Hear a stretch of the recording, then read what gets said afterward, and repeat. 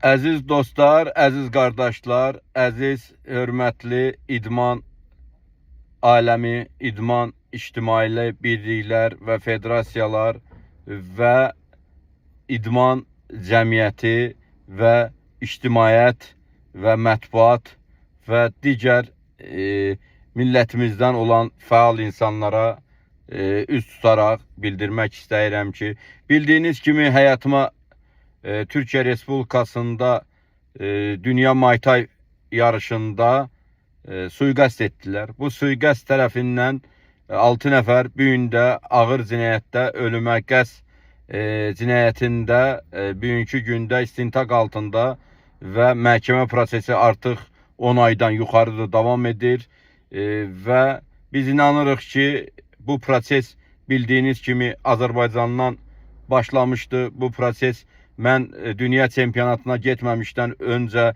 bildirmişdim ki, həyatıma suikast olacaq və bu prosesləri dəfələrlə mənə söyləmişdilər, bildirmişdilər və mən getməmişdən qabaq da bununla bağlı bütün Azərbaycanın bütün güc qurumlarına, hüquqi qurumlara hər birinə müraciət edərək yazılı komanda şəklimizdə bildirmişdik ki, həyətimizə qarşı suikast baş verəcək və bunun qarşısının alınması üçün hətta dəfələrlə bütün qurumlara, başda İdman Naziri olmaqla, şöbə rəisi olmaqla dəfələrlə hətta bir neçə saat öncədən də bunu bildirərək atmışdım. Ancaq cinayətin Türkiyədə